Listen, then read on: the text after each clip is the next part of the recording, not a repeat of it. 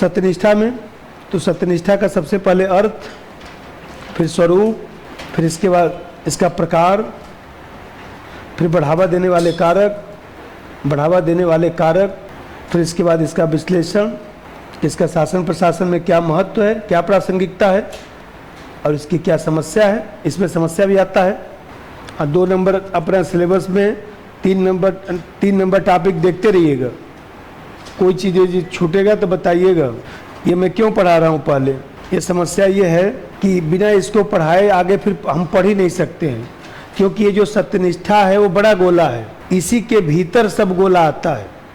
तो बिना इसको जाने हम लोग किसी से तुलना ही नहीं कर सकते हैं। जैसे मान लीजिए आप लोग सिलेबस में प्रोबिटी है, प्रोबिटी मतलब एक तरह से वो भी ईमानदारी है, प्रोबिटी सिलेबस में है।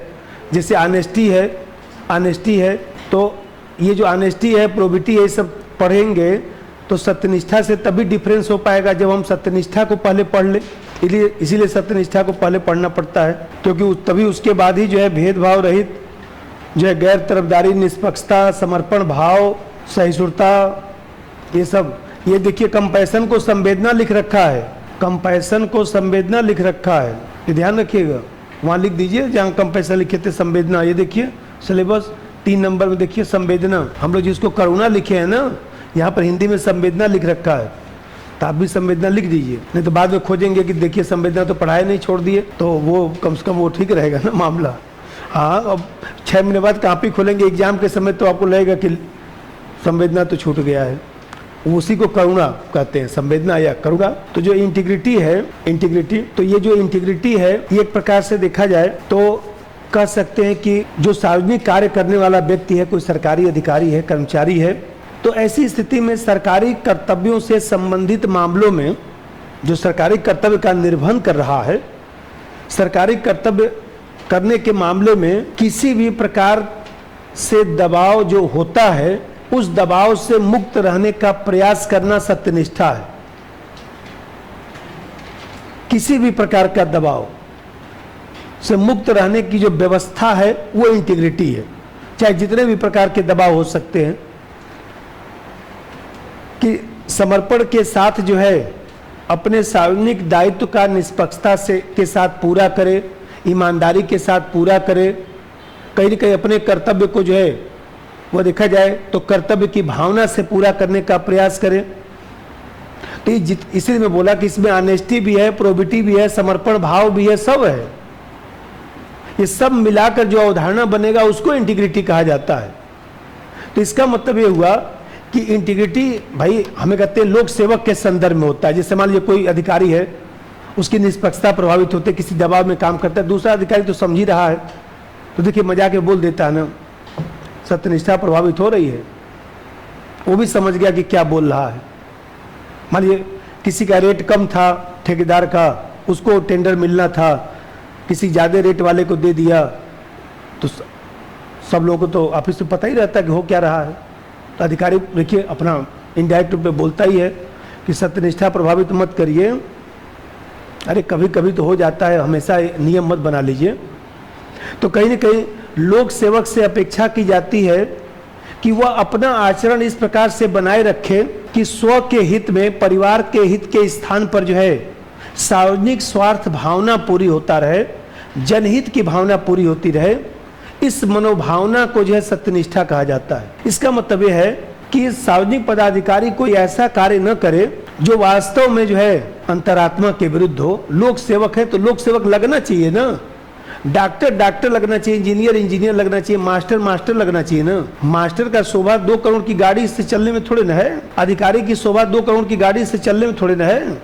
अधिकारी की शोभा उसके अधिकार से है ना, उसके कर्तव्य से है ना। तो मान लीजिए सबको जैसे हम लोग कहते हैं डॉक्टर है, तो डॉक्टर को हम लोग ईश्वर इसीलिए तो मानते हैं कि भाई वो पूरे तन्मयता से, पूरे योग्यता से वो किसी का ऑपरेशन करता है, कोई किसी व्यक्ति का डेथ हो जाता है, तभी तो देखिए वो आता है उदास मन से बोलता है, बोल भाई बचा नहीं पाया, थैंक यू डॉक्टर साहब, कोई बात नहीं, आपने प्रयास किया, इसके लिए आपको धन्यवाद। अभी थोड़ा कि मार पिटाई करेंगे। अरे कोई अपने पूरे लगन से, निष्ठा से अपना ऑपरेशन किया, पेट में कैंची नहीं छोड़ा, तो हमें कहते हैं मान लीजिए यहाँ तक तो ठीक है भाई, लगन निष्ठा से किया ना, अब हम लोग आपको पढ़ा रहे हैं, मान लीजिए इसमें से कोई व्यक्ति नहीं बन पाया, अब आके हमसे लड़े, जानते सर आप ही से पढ़ा बन नहीं पाया, तो बन नहीं पाया तो हम तो सब लिख के रखे रहते हैं ना।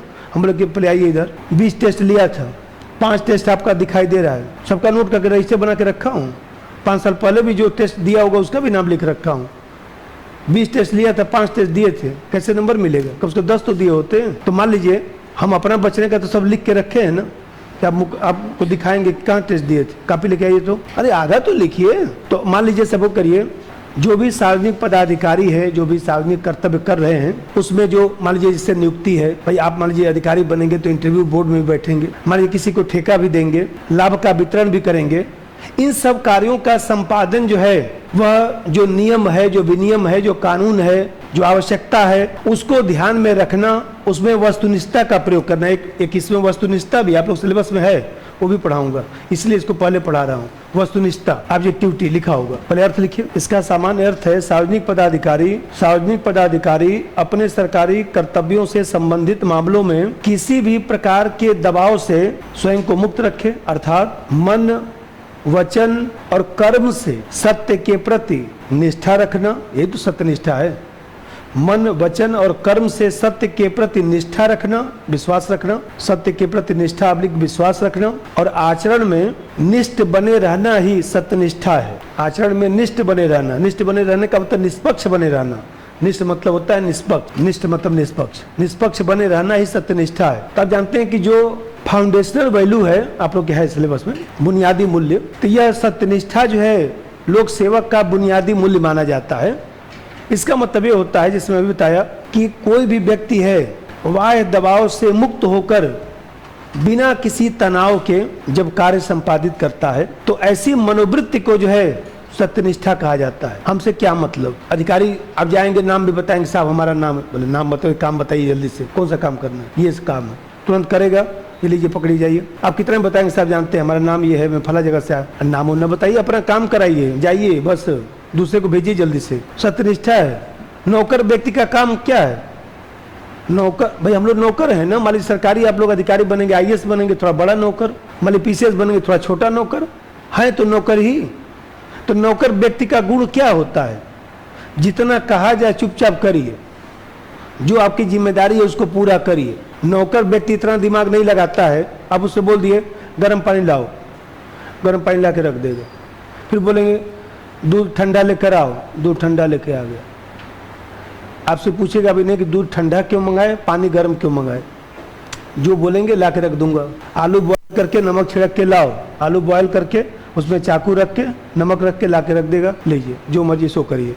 तो इसी तरह से हम लोग जो है सरकारी सेवा में जाते हैं तो नौकर है, और नौकर का काम है अपना कर्तव्य पूरा करना, उससे लेना देना नहीं है धर्म, जाति, भाषा, क्षेत्र, किसी के प्रति जो है दबाव, किसी का दबाव न रखना।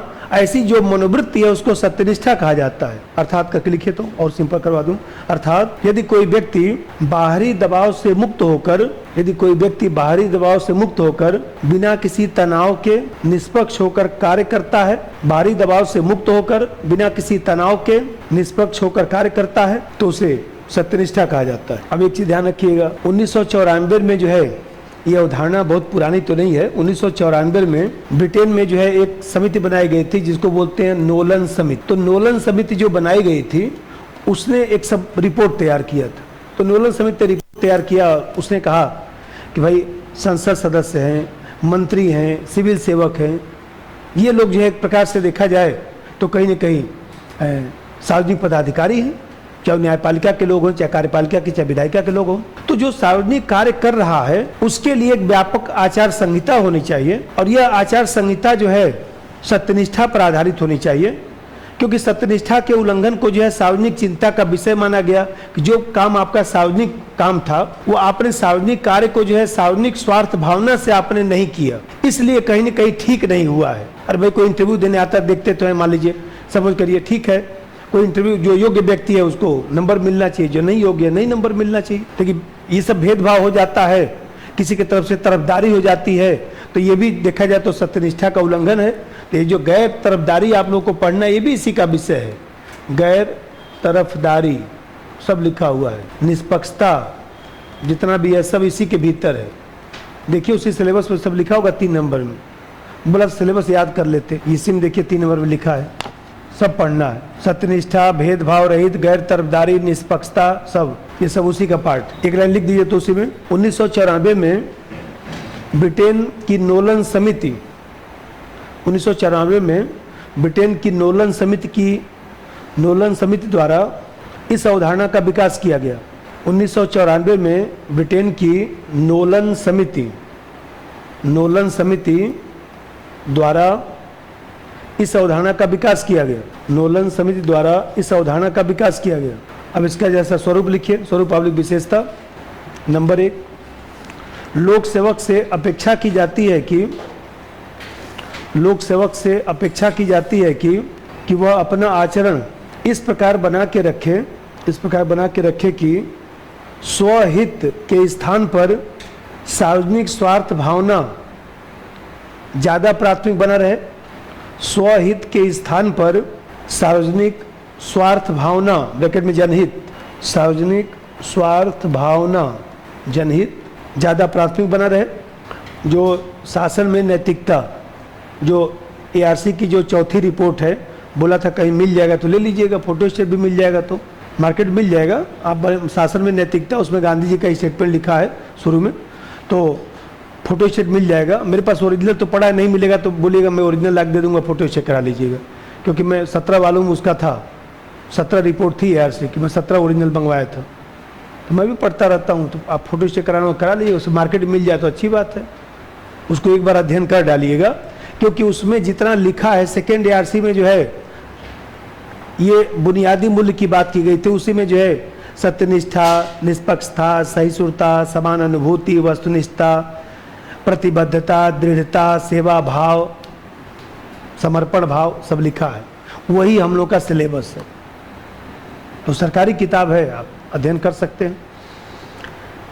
तो जैसे मैं बताया कि सार्वजनिक जो पदाधिकारी है वह देखा जाए तो उसकी अंतरात्मा ऐसी होनी चाहिए कि जनहित का हो रहा है तो अपनी अंतरात्मा के विरुद्ध कार्य न करे। जैसे मान लीजिए हमें कहते हैं कोई पुलिस है, निहत्थे व्यक्ति के ऊपर गोली नहीं चलाता है। कोई निहत्था व्यक्ति मान लीजिए पत्थर फेंक दिया, कुछ भी करे, गोली नहीं चलाएगा। उसको पता है गोली चलने के मतलब व्यक्ति मर सकता है। लोग गुस्से से मान लीजिए पत्थर फेंक देते हैं, किसी देखिए SDM का सर फूट जाता है, किसी डिप्टी SP का सर फूट जाता है, घटना होता रहता है। चुनाव में लोग मान लीजिए पत्थरबाजी करना शुरू कर देते हैं, अधिकारी को चोट लग जाता है। लेकिन चाहे तो 1 मिनट का काम है, खत्म करो तो बस खत्म हो जाएंगे तुरंत। 1 ही मिनट का काम है, उसे बोलना तो है, लेकिन नहीं, भले चोट लग जाएगा, खून गिरता रहेगा, लेकिन ये नहीं कहेगा गोली चला दो। लोग कहेंगे साहब जैसा बोलिए, नहीं चलो कोई बात नहीं, जनता है इतनी नहीं समझदार है इसलिए ऐसा हो गया, कोई बात नहीं, तबीयत ठीक हो जाएगा, इलाज हो जाएगा। इसे सत्यनिष्ठा कहा जाता है कि आप अंतरात्मा क्या है जनहित का। अरे भाई जनता नाराज है, जनता 4 दिन से भोजन नहीं मिला है, जनता 4 दिन से पानी नहीं मिला, बिजली नहीं मिला है। आप इंजीनियर हैं, जाएंगे तो पत्थरबाजी तो होगा ही, सर तो फूटेगा ही आपका, वो तो सहना पड़ेगा। सरकारी नौकरी में गए थे तो इतना तो सहना ही पड़ेगा। लिखिए नंबर 2, सार्वजनिक पदाधिकारी सामान्यतः ऐसा कार्य न करे जो उसकी अंतरात्मा के विरुद्ध हो, जैसे निहत्थे व्यक्तियों पर पुलिस द्वारा गोली न चलवाना।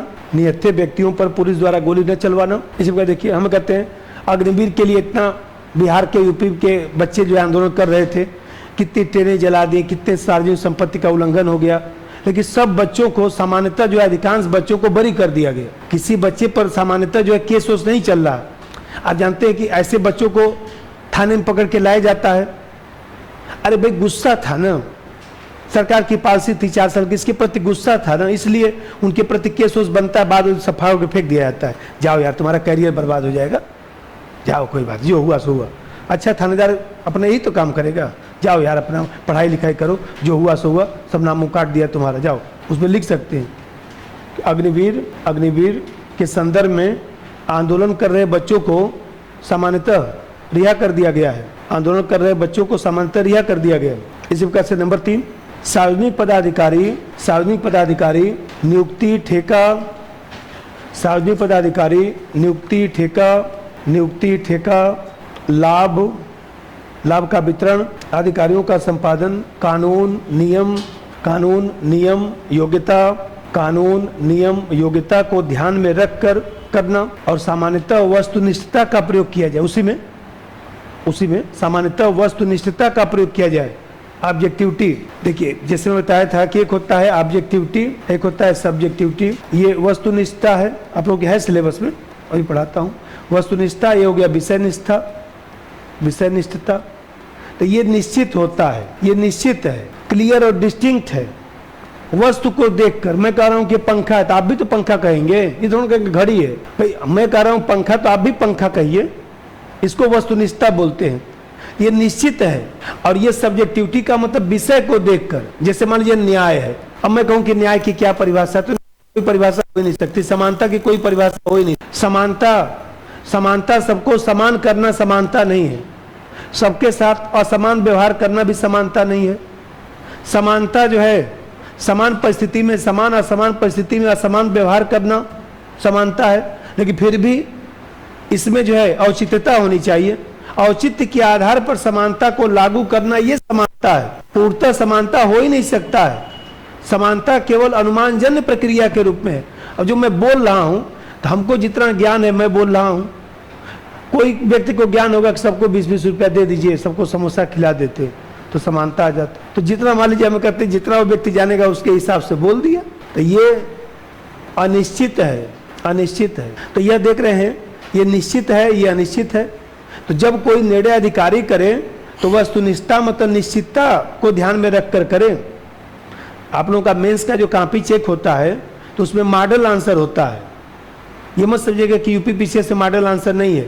एग्जामिनर अपने हिसाब से अपना नंबर दे रहा है, इसलिए लिखवाता हूँ कि जो मॉडल आंसर में जैसे पूछेगा सत्यनिष्ठा आया हुआ है क्वेश्चन, देखिएगा यूपी में सत्यनिष्ठा से क्या समझते हैं, शासन प्रशासन में इसकी उपयोगिता का परीक्षण करें, पिछले साल ही आया था। तो मान लीजिए अब सत्यनिष्ठा से क्या समझते हैं, तो जो मानक परिभाषा है वो मानक परिभाषा से जो मेल खाएगा उसी पर वो नंबर देगा आपको।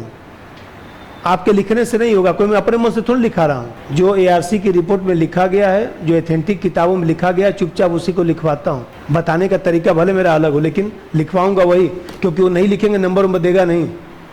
अपने हिसाब से सेट करके लिखेंगे तो अपने हिसाब से सेट करके लिखते रहिए। मान लीजिए उसका 5 पॉइंट है, उसका 5 पॉइंट है, उस 5 पॉइंट में से मान लीजिए आपका 3 पॉइंट मेल खाया, 3 नंबर दे देगा। ये है नंबर देने का। आईएएस में भी वही है।